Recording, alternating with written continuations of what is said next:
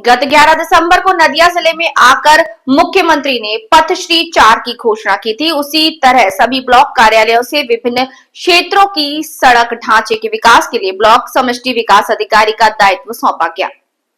उसी तरह सभी ब्लॉक कार्यालयों से विभिन्न क्षेत्रों के सड़क ढांचे के विकास के लिए ब्लॉक समष्टि विकास अधिकारी का दायित्व सौंपा गया। कल्याणी ब्लॉक को मिले 10 सड़कों की जानकारी ब्लॉक समष्टि विकास अधिकारी ने हमें बताया कि वे किन किन जगहों पर कौन कौन सी सड़कें बनाएंगे। उसी का प्रतिवेदन हम आपके सामने प्रस्तुत कर रहे हैं। जिला नदिया, पश्चिम बंगाल से सोनाली ठेकेदार की रिपोर्ट।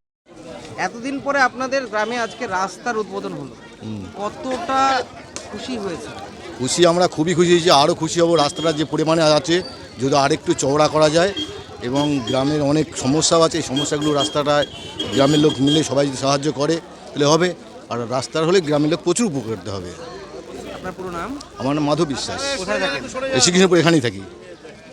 পথশ্রী 4 11 তারিখে শুরু করলেন নদিয়া জেলাতে এসে মাননীয় মমতা ব্যানার্জি। আপনারা স্যার এই মুহূর্তে কি কি কাজ করলেন? যেখানে আমরা দেখতে পেয়েছিলাম আপনারা 10টা পঞ্চায়েতকে রাস্তা দিয়েছেন, 10টা পথশ্রী। আর কি কি স্যার করেছেন যদি বিস্তারিত বলেন। আচ্ছা, আমাদের অনারেবল সিএম ম্যাডাম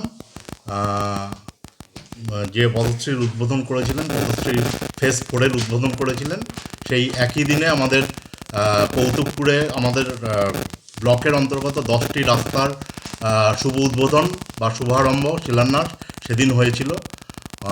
এবং আমাদের ব্লকের তরফ থেকে আমরা যেটা ব্লক এক্সিকিউটিং এজেন্সি, ব্লক 2টো রাস্তা করছে, বাদবাকি 7টি রাস্তা করছে এসআরডিএ কর্তৃপক্ষ এবং একটি নদিয়া জেলা পরিষদ। এবং আমাদের যে ব্লক মানে বিডিও যেটা এক্সিকিউটিং এজেন্সি তার